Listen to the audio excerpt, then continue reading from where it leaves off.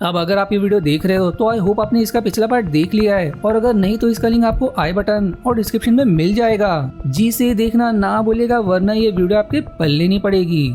Episode 2 की शुरुआत भविष्य के एमी से होती है, जो अपने बच्चे के साथ कुछ खाना लेने आई है, जहाँ पर लाइन में लगने के बाद उसे सिर्फ एक ब्रेड का पैकेट दिया जाता है, जिसे एमी और उसके बेटे को एक हफ्ते तक चलाना है। ब्रेड लेकर वो वहाँ से जा ही रहे होते हैं कि तभी चर्च का फादर उन्हें आश्वासन देता है कि हिम्मत रखो, तुम्हारा पति जरूर आएगा, जिस पर एमी हाँ कहकर वहाँ से चली जाती है। इसके बाद हम प्रेजेंट टाइमलाइन में जॉर्ज को देखते हैं, जो एमी को ढूंढते हुए अपने घर पहुँचता है, जहाँ पर सब कुछ बिखरा हुआ था। अब अपने आप को आईने में एक बार देखकर वो एमी के लिए एक पत्र लिखकर वहीं टेबल पर छोड़ देता है। तभी उसे एक मिलिट्री ऑफिसर की पुकार सुनाई देती है, जिसे सुनकर वो बाहर आ जाता है। फिर हम दोनों को साथ कहीं जाते हुए देखते हैं, जहाँ जॉर्ज उनसे एमी के बारे में पूछता है, पर वो ऑफिसर कहता है कि उसने किसी भी जिंदा इंसान को नहीं देखा।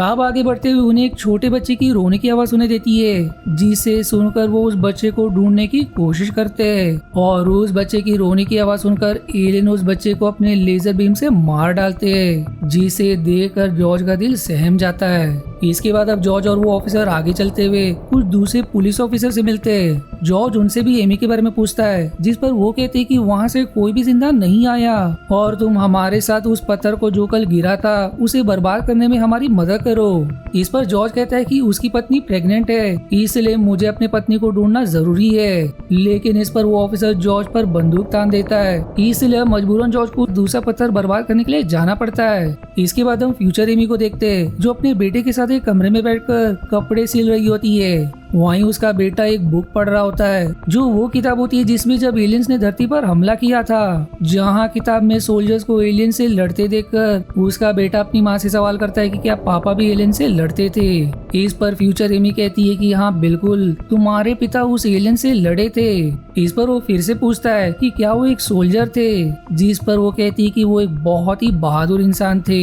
सीन अब कट होकर जॉर्ज और उन मिलिट्री मैन पर मुड़ जाती है, जो उस जगह पर पहुंच गए थे जहां पर वो दूसरा पत्थर गिरा था। जॉर्ज उन्हें मना करता है कि ऐसा मत करो, वो हम सबको मार डालेंगे, पर कोई उसकी बात नहीं सुनता और उस काले मेटल स्पीयर पर टैंक से हमला कर देते हैं, पर उस गोले से उसको कुछ भी नहीं होता। उल्टा वो स्पीयर पहले की तरह घूमना चालू कर देता है। इस पर उनका कमांडर उन्हें फिर से टैंक से हमला करने के लिए कहता है, और इस बार भाग्य से वो स्पीयर गोले के साथ ही ब्लास्ट हो जाता है, जिससे सारे मिलिट्री मैन खुशी मनाने लगते हैं। लेकिन तभी वो बड़ी बड़ी एलियन मशीनों की तरह बढ़ने लगती है, जो अपनी लेजर बीम से कई लोगों को मार गिराती है। इसलिए बाकी सभी बच्चे लोग जान बचाकर उस जगह से भाग जाते हैं। आप सीन फिर से शिफ्ट होकर अंतरिक्ष की तरफ मुड़ जाती है, जहां बहुत सारे पत्थरों को पृथ्वी की तरफ जाता देख पाते हैं, और अब देखते ही देखते पृथ्वी का रंग लाल रंग का हो जाता है। इसके बाद हम कुछ लोगों को देखते हैं जो फ्यूचर में एलियन से लड़ाई के बाद बच गए थे, जो लोग एक जगह पर बैठकर गाना गा रहे होते हैं। वहाँ फ्यूचर एमी आकर उन लोगों की प्लेट्स उठाकर एक ट्रेन में ले आती है, जहाँ पर वो एक प्लेट में से कुछ बचा हुआ खाना खा रही होती है। इसके बाद वो वहीं रखे एक फूड का कैन चुरा कर निकल ही रही होती है, लेकिन तभी उस टेंट से एक आदमी आकर उसके साथ बदतमीजी करने लगता है, जिस पर एमी कहती है कि वो शादीशुदा है, इसलिए वो उसे छोड़ दे,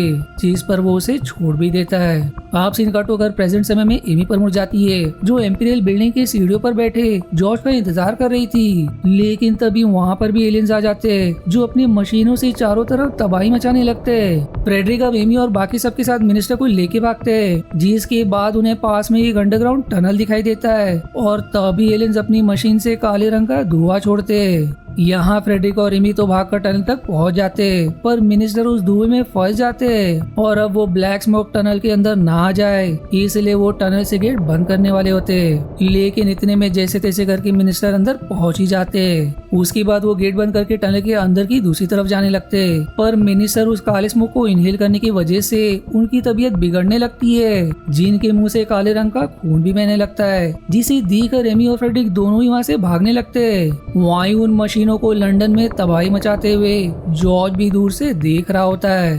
अब हम फ्रेडरिक और एमी को देखते हैं जो टनल के जरिए लंदन ब्रिज तक पहुंच जाते हैं, जहां वो बहुत सारे लोगों को कहीं जाते हुए देखते हैं, इसलिए वो उनके साथ ही चल देते हैं। सीन अब शिफ्ट होकर फ्यूचर एमी पर मुड़ जाती है जो अपने घर पर कपड़े धो रही होती है। तभी चर्च का फादर आकर उसे ये बताता है कि जहाँ से वो आई है वहाँ से एक और सर्वाइवर जिंदा बच के आ रहा है जो कल पहुँच जाएगा। इसलिए रात के समय में हम फ्यूचर एमी को जॉर्ज का लिखा हुआ वो ही पत्र पढ़ते हुए देख सकते हैं जो उसने इस एपिसोड की शुरुआत में लिखा था। तभी हम प्रेजेंट टाइम में जॉर्ज को देखते हैं जो एक ओल्ड लेडी के साथ समुद्र के किनारे पर जा रहा था, लेकिन तभी उस ओल्ड लेडी की तबीयत खराब हो जाती है, जिससे जॉर्ज उसे वहीं आराम करने को कहकर खुद बीच देखने के लिए आगे बढ़ जाता है। बीच पर बहुत सारी भीड़ होती है क्योंकि बहुत सारे लोग बीच पर आ रहे थे। उन्हीं भीड़ में फ्रेडरिक और एमी भी थे। अब बीच पर पहुंचकर एमी तुरंत जॉर्ज को ढूंढने लगती है। वहीं फ्रेडरिक देखता है कि बहुत सारे लोग बोट पर बैठकर वहां से भागने की कोशिश कर रहे थे। इस पर फ्रेडरिक भी एमी को बोट में बिठाकर जाने के लिए कहता है, पर एमी कहती कि वो जॉर्ज के बिना नहीं जाएगी। लेकिन फ्रेडरिक एमी को पकड़कर बोट पर बिठा देता है, जिसके बाद वो बोट चल पड़ती है। वहीं जॉर्ज भी एमी को ढूंढते हुए बीच पर आ जाता है जहाँ उसे अपना भाई दिखाई दे जाता है। इसलिए वो भाग के फ्रेडरिक के पास जाता है और उसे एमी के बारे में पूछता है, जिस पर अब फ्रेडरिक बोट की तरफ इशारा करता है।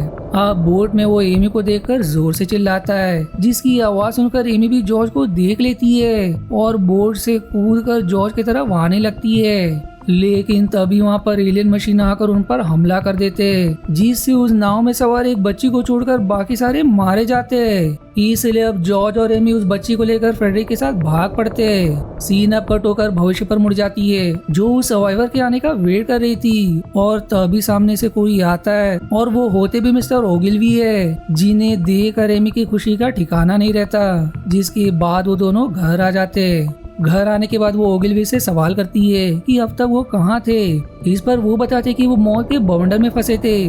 पहले तो उन्हें कोलेरा हो गया, जिसके बाद उन्हें कुछ हथियार के टेस्टिंग के दौरान चोट लग गई। इसके बाद ओगिलवी नोटिस करते कि उसके पास एक छोटा बच्चा है, जिस पर वो स्माइल करती है क्योंकि जब से एलियंस ने पृथ्वी पर हमला किया, यहाँ की हवा, पानी, मिट्टी और आसमान भी बदल गया और यहाँ तक कि अब कोई भी बच्चे पैदा नहीं होते।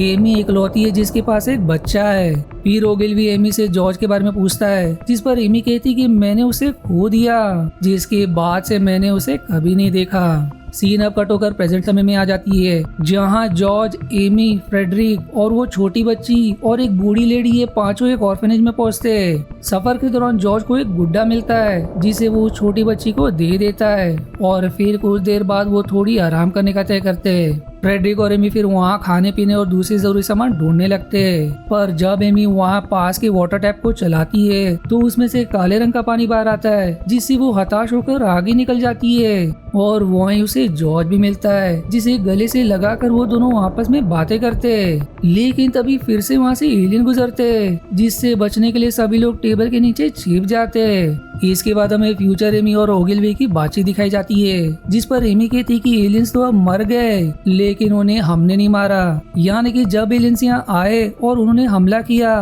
वो किसी और ही वजह से मारे गए होंगे।